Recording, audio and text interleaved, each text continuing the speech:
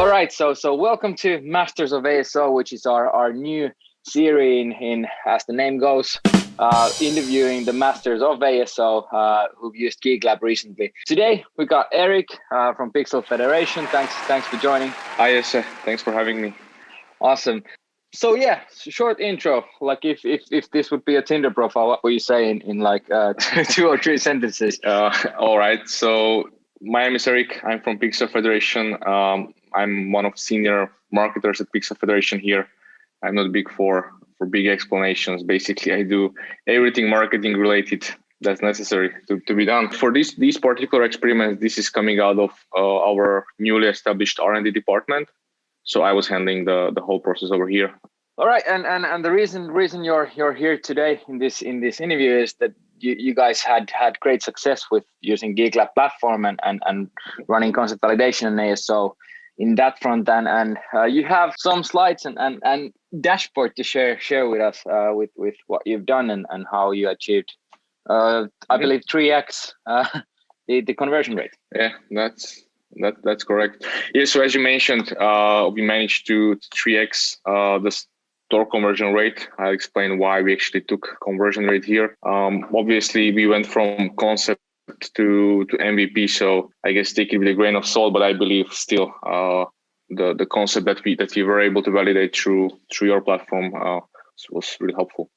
So yeah, basically we were putting together a new puzzle game, and basically the objectives here were to validate the art style among the target audience, and the second was to improve the store conversion rate before releasing the MVP. So we take the most out of the marketing budget. And I mentioned that I want to dig deeper into the why we use store conversion, not the IPM, and that's simply because at this stage you don't really have much to go with marketing creatives and narrow down on targeting and these kinds of things. So we kind of focus at this stage on making sure that yes, people who visit the store actually convert, optimizing the whole impression to install conversion is kind of the next step. So all in all, we used 14 campaigns on Geek Lab. It took roughly something like 4 months since we achieved that 3x headline. And all in all, we spent like 13,000 approximately on the marketing part.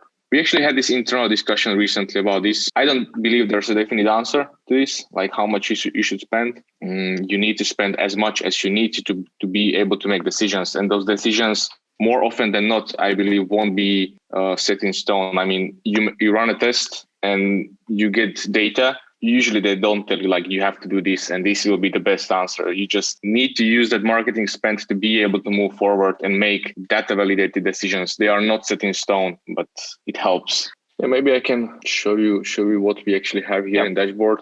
So step 1 was basically use the art that we drew up, several different concepts, but we compared it with one of our titles that was in development and already in Play Store. So we kind of could validate the accuracy of data, one major competitor on the market, and 2 of our concepts. And what we learned, this was one of our titles that we already had the data from in the console. I'm not sure I think this one was the competitor that we used in the genre, and to our two styles. And this is that we decided it was close enough to something that we knew already works. For this one, we already had data on acquisition, retention, and monetization as well. So not only an acquisition like we did have here. And it was kind of, okay, close enough. We can go with this one. That was right. We had to make a decision. That comes back to what I just explained a couple minutes earlier. So that was the first, but you did 9 after that. Mm-hmm. What was the flow and ideology behind that? In the first one, we just validated something we drew up that does not necessarily reflect something that you can build in Unity afterwards. So this was the first one that we did in Unity then, based on the concepts that we had. We knew kind of the colors, what we want to use, showcase the gameplay mechanic, also the story, and that's there behind the game. And this was how the first one looked. And we ended up with roughly 20% conversion rate, which I mentioned here earlier.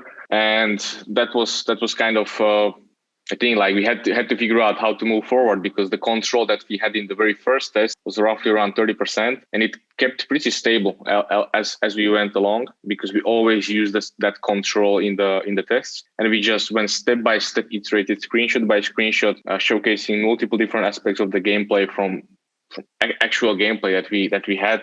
That's brilliant. So to sum up, basically, you guys first created the marketing draft and hit a relatively good conversion as well. Like 30% is good within this genre. So you hit that mark, and then after that, once you actually built the game, you started to slowly get towards where the control was in terms of the art style and everything else, so that like you would achieve the same marketability with the actual game as well. Yeah, exactly. So it was ultimately roughly around 50%. So we went from 20 to 50 over here. Good enough to move to Play Store and start testing with the actual MVP, because we needed the insight into more than acquisition. And then afterwards, as you did the MVP, so you saw even a bit higher conversion on the when the traffic was mixed, right? Like on the actual store. This is how the store looked like when we started out. I think it was late October that we got to these tests, and this is the final visual of the store.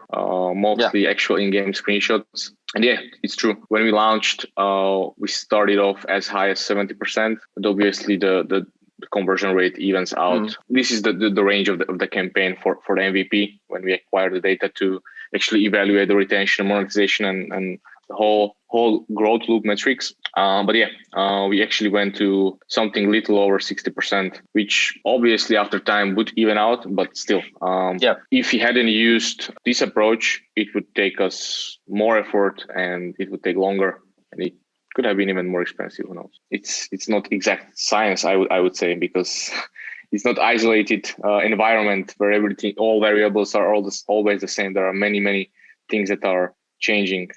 Indeed. But still, I would say the idea of like validating the art style, making it fit for the target audience, that worked out. We did improve the conversion rate, and it was pretty good starting point for actually starting to test MVP.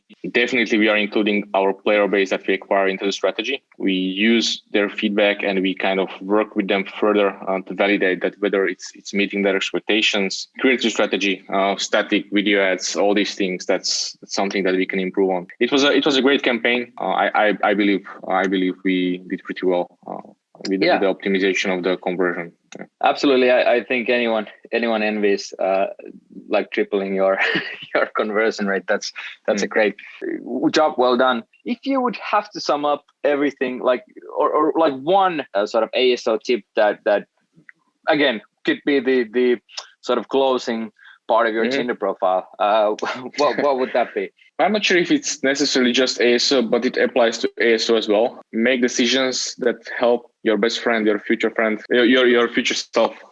Right. Good. That's a well. That could actually go to your Tinder profile. Thanks a lot, Erik. We'll continue working closely with you guys and enjoying seeing you do massive and great campaigns like these on the platform. This is for us as well super fun to watch, to see the conversion rates literally go up like a hockey stick. Yeah, thanks for having me, Jesse. Talk soon. Awesome. Thanks.